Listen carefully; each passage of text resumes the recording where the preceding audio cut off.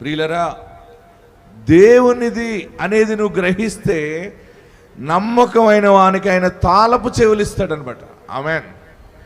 దావీదు ఇంత పెద్ద మాట ఎలా చెప్పగలుగుతున్నాడంటే, భూమి దాని సంపూర్ణతయు లోకము దాని నివాసులను యెహోవావే.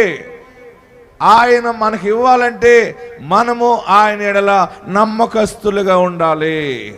మోషే నా ఇల్లంతటిలో నమ్మకమైన వాడన్నాడు గనుక ఐగుప్తుని, కానానుని, సీనాయిని, ప్రజలను అందరినీ కూడా మోషే చేతికి దేవుడు అప్పగిచ్చాడు. ఆమేన్.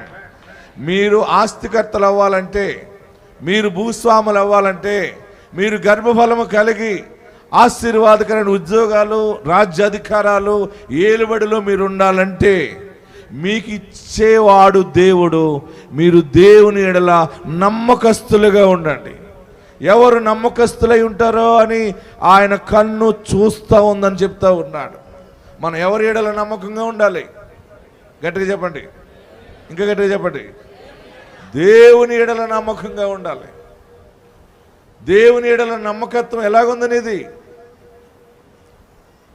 దేవుడు చూస్తున్నాడనే దైవ భయము కలిగి ఉంటే నీవు నమ్మకంగా ఉన్న ప్రతి సమయాన్ని కూడా దేవుడు లెక్క కడతాడు.